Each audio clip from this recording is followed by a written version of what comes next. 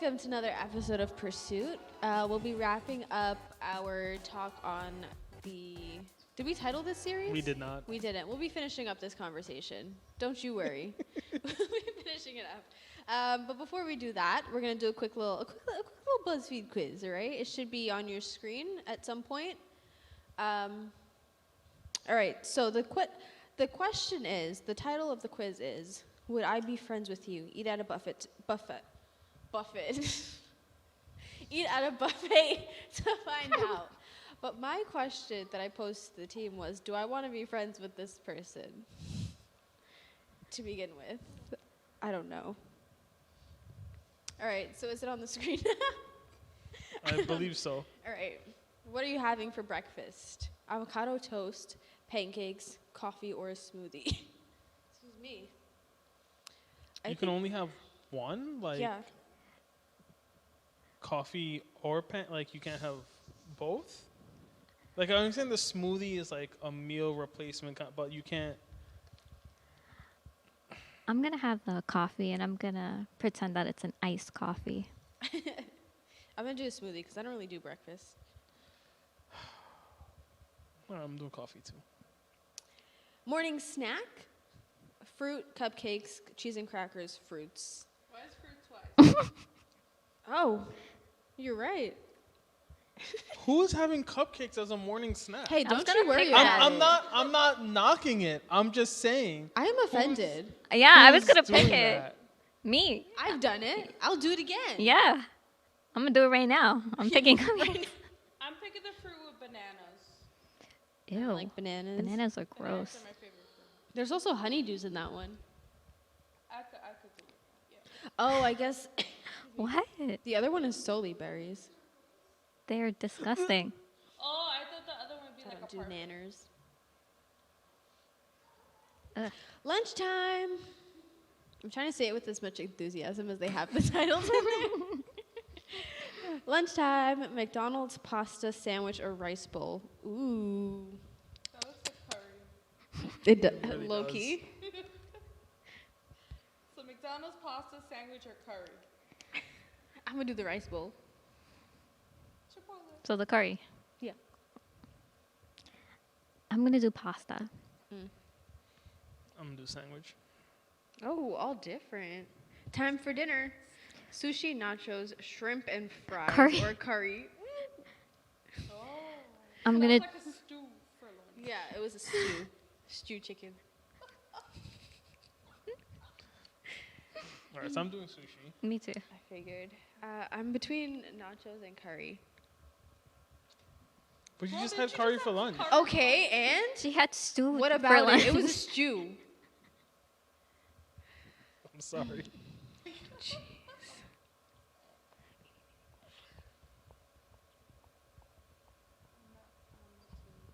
What you doing, Farrah? I'm gonna do nachos. Oh no, I hit an ad. Oh no! Okay, dessert time. Ice cream, cake, donuts, or chocolate. Ooh, Cake. ice cream. Yeah, cake. Midnight Actually, snack. no, I'm gonna do donuts on that one. Midnight snack. Popcorn, sour worms, chips, or gummy bears.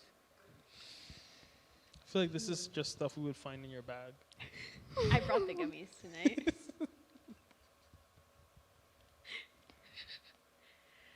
All right, I'm going with chips. I did popcorn. I'm between popcorn and sour worms. Why can't I have both? I'm gonna do popcorn. Would they be friends with you? No. Yeah, me neither. I don't Would want they to be friends with her Kevin? anyways. Kevin says yes, absolutely, absolutely. We were meant to be besties. Mine says sorry, it's a no for me. Your taste in food is questionable, but you do seem like a cool person. We don't need their friendship anyways. Honestly. Ugh, I don't even know who you are. All right. Anyway. Anyways, jumping into our discussion tonight. Please. Why are Christians so hypocritical? like that quiz. Do you know what? I don't think that all Christians aren't hypocritical. I think it's certain people that can take things out of context or may not have the strongest foundation in what it is, in the word. Yeah, so I agree. I don't think all Christians are hypocritical at all. I think that that is a really big misconception with us. But I do think there are, I think people need to understand that Christians, we're not perfect. And like, that is a huge part of our faith, is leaning on God, because we are not perfect. We sin. And I think people expect that, like, they have really big expectations for us. And it kind of dehumanizes us in a little bit, because I feel like they think we have to be at this certain standard every time. But I think there's a lot of like growth that happens within your Christianity that takes you from an immature believer to maturity. I do agree, but I also think there are certain people that portray themselves at that level of perfection that look down on others. And so when anything comes out about them, then it does come out to be like, oh, you're being very hypocritical because you or like someone that you revere does the same thing that you're judging me and casting me out for. So I think it can go both ways. So I think there's a couple of things with it where in the world we live in, I feel like we're always looking for a negative story about someone, right? So no matter who it is, you know, we want something negative because it's great. So the I don't really like saying it this way, but like the more famous the Christian is, like as far as in, you know, just how well known they are, if and when they mess up, it's look, they messed up, you know, they said this and this, but they messed up, and now it sort of like negates everything they've said. And I think we were kind of saying this in the last episode, where Satan is the father of lies, he's the ruler of this world. I think a great way to damage Christianity and damage the church is when an imperfect person messes up, to make it seem as though they were supposed to be perfect from the get-go, and now they've messed up, and now, oh, well, look, the whole Christian thing is just fake now, right? I think it's a very easy tactic for him to use that will kind of get a lot of people going. I also at the same time think what both of you were kind of saying is that I think a lot of Christians just don't understand what it means to be a Christian. So we say and do certain things, and it does come across as hypocritical because we are saying one thing, but then our actions do point somewhere else.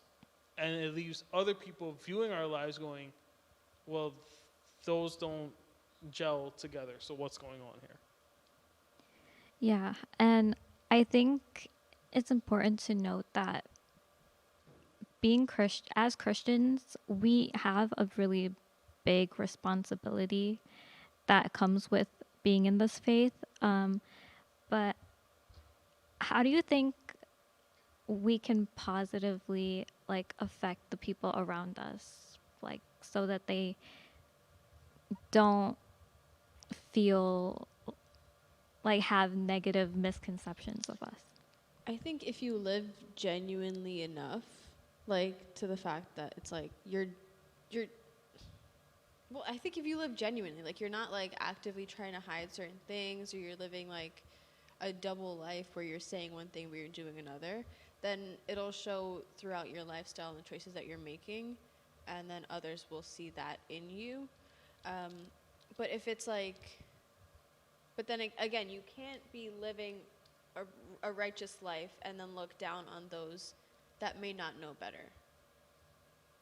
Because there was one point where you too did not know better. Yeah. Were you gonna? No, go. I was just gonna bring up the story of Tyler, which was,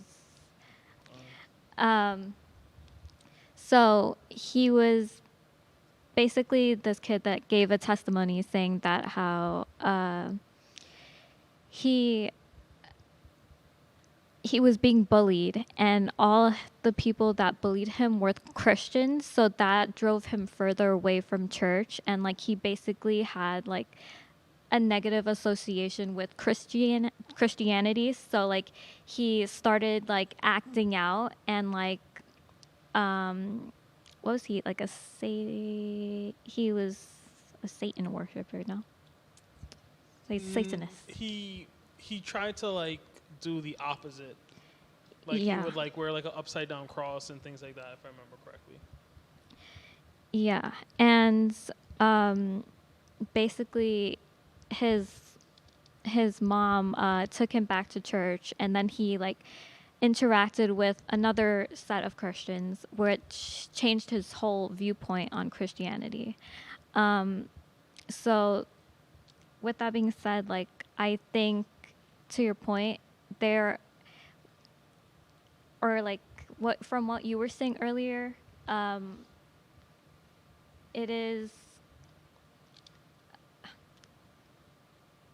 I forgot. With his story of he is introduced to Christianity in a very negative light, and then he, luckily enough, he is able to then meet I want to say more genuine believers, right, who are able to really treat him and have a relationship with him that is more to what we as Christians should be, how we should be treating other people. And go ahead. Yeah, I don't want to lose it. I think it's important to note the difference between genuine, active Christians that actively go to church and participate within their community versus people that say they are Christian but don't, like, just to say it. Like, they know what it is and they claim it, but they don't live the life of a Christian. Because I think a lot of times it's those kinds of Christians that can come across as hypocritical. Yeah, I think it's, to some degree, it's those that only really come on like a Sunday, like they're only a Christian in that Sunday on the morning, surface level. Sunday morning worship. Yeah. They are Christian. Outside of that, they have no relationship with Jesus, no relationship with God, and I think that's what you see kind of in Tyler's story there. And I think we've kind of all probably have met those type of people who, you know, they may be genuinely nice people or whatever, but their relationship with God is only dependent on really the Sunday morning service. Whereas I think what we've been saying for the last 2 weeks is you really have to have your own relationship with God, right? That's how you, I think that's how you avoid being the hypocritical Christian, because, you know, even to some degree, I think if you're an immature believer, you can still be somewhat hypocritical. I also think and it kind of sucks in Tyler's story, is that I believe that was like high school. Yeah. I mean, how mature is anyone in high school, right?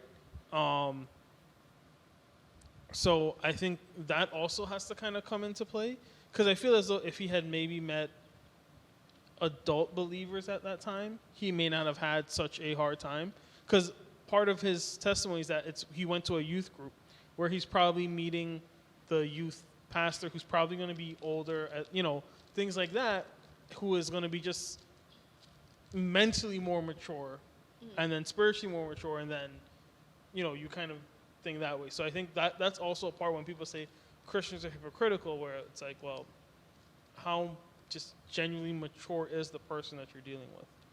Because I've dealt with just some people who are immature, not spiritually, just socially they're immature, and dealing with them was just like a nightmare. Yeah. And I think also when you're not grounded in faith, it's so easy to be like persuade persuaded, is that, yeah, right, by the people around you. And like, especially at that age, you kind of, You want to fit in. yeah, Yeah. exactly. And so like, I feel like he had an unfortunate experience where it's like, you know, these kids that just think it's cool to like bully. And And I think a lot of people have experiences like that, but they don't always have that other side of it where he did end up meeting genuine like Christians that were like good people that also followed the word and were like living that good, genuine like Christian life. And that's kind of why a lot of people, I feel like, lose their touch with the church because they only have those certain bad experiences. And it's for me, I think what kind of gets me angry sometimes about that is that is something universal to like anything, right? Like it's not just the church where you're going to find hypocrites. And I'm not saying, we're not saying you're not going to find hypocrites, and we're not trying to excuse them either, right? But I mean, you can find hypocrites anywhere, right? And I think for a lot of people, it's really how much of it do they want to deal with. I think for a lot of people, if you're not already a believer, there's no desire to want to have to put yourself through that, as compared to if it was something like at school where you have to go to school every day, so you're going to deal with it. Or for some of us, if you're working, you have to deal with a hypocritical boss, right? If you can't leave the job right now, you're going to deal with it until you can get a different job or whatever it is, right? I think for a lot of people, like even for me, like I don't plan on walking away from my faith, so when I have to deal with certain hypocritical people, I just kind of suck it up and deal with it, right? In the case of Tyler, without him having to necessarily be in church, his response was, I am not going to deal with this. And I don't blame him, right? Because you really don't want to deal with someone who is, I guess pun intended, preaching one thing but then doing something else, right? And I get it, and I think that's something where we as believers have to work sort of extra hard at making sure what we say and what we do line up with the Word of God. Not even with each other, just they need to line up with the Word of God at all times to avoid this accusation or the look of being hypocritical. yeah, and I think because, so I don't want to say that the kids that did bully him, they were like, I think we should allow grace for them, is what I'm trying to They say. were still kids. Yeah, It and doesn't excuse the fact that what they were doing is wrong, but you would just hope that they come to know better. yeah, and I think it's so easy to like look at them and be like, oh, well, they're Christian kids, they should have acted a better way, which yeah, they should have, but also they are still kids. And I think that if you don't, as you said, like they were probably at the stage where some of them were just going to church because their parents wanted them to be there. So there wasn't like a relationship that they had established to like show Tyler that type of love that, Jesus has for us. And I think also people like really misunderstand Jesus, and that's not like abnormal, because even when he was walking the earth, people misunderstood him. And if I feel like if they were misunderstanding him at that point, and time has passed, it's easy to sort of lose what he's about if we're not careful at this time.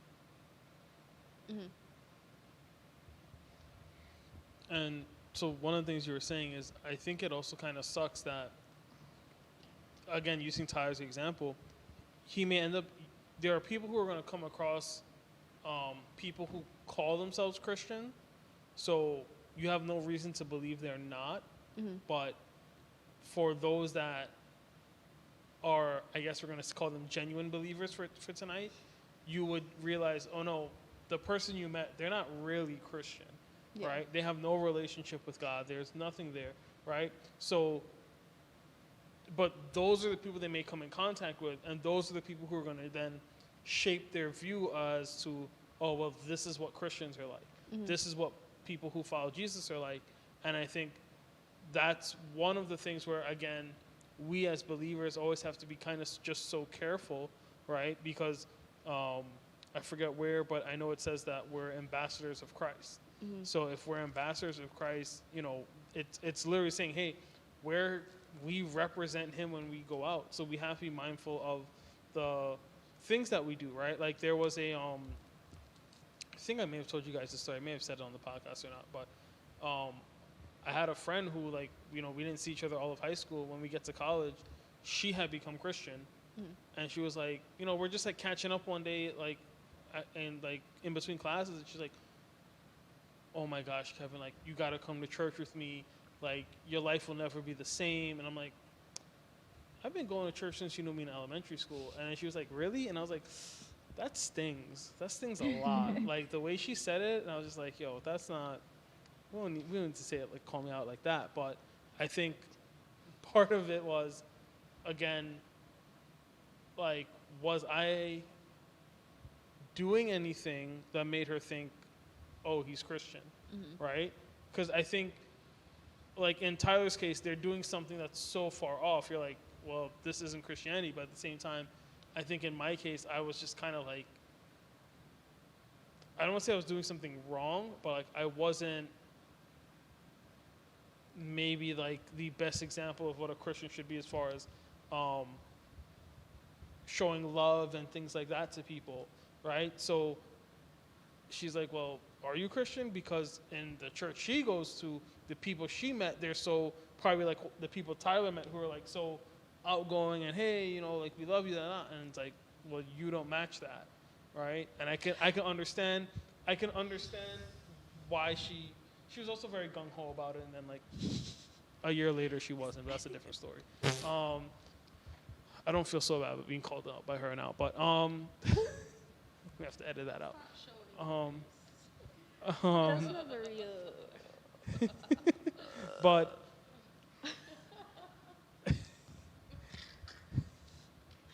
what? That was so mean, like Tyler's friends.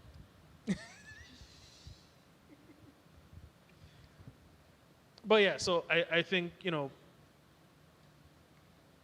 and again, I'm not saying that we have to like put on a show, but we should be mindful of, you know, the way we talk to people, how we talk. Like, I know one of the other things that kind of really like opened my eyes to,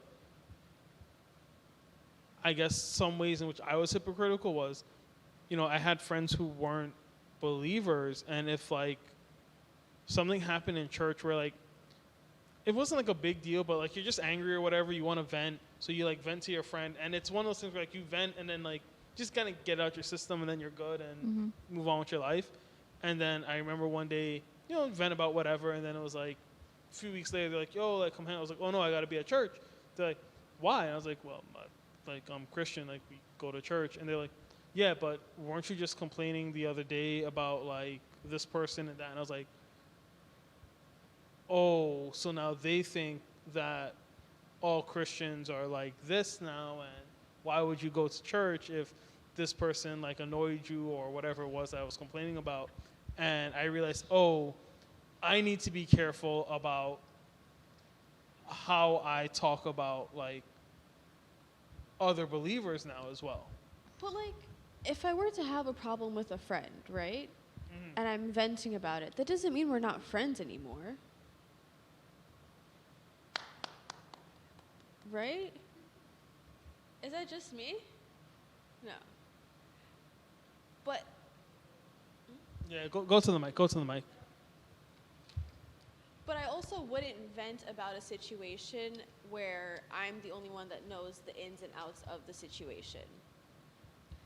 If that makes sense. Right, but the other thing is too that if you're a believer and the world, for example, already has such a negative opinion of believers, how are you from the inside also attacking other believers? Yeah, that's why I came with the second one, where it's like I wouldn't talk about a situation without someone that knew the ins and outs as well as I did. Right. Right. So I mean, as a kid, you kind of have to learn certain things, right? So Yeah, I was a kid when this happened.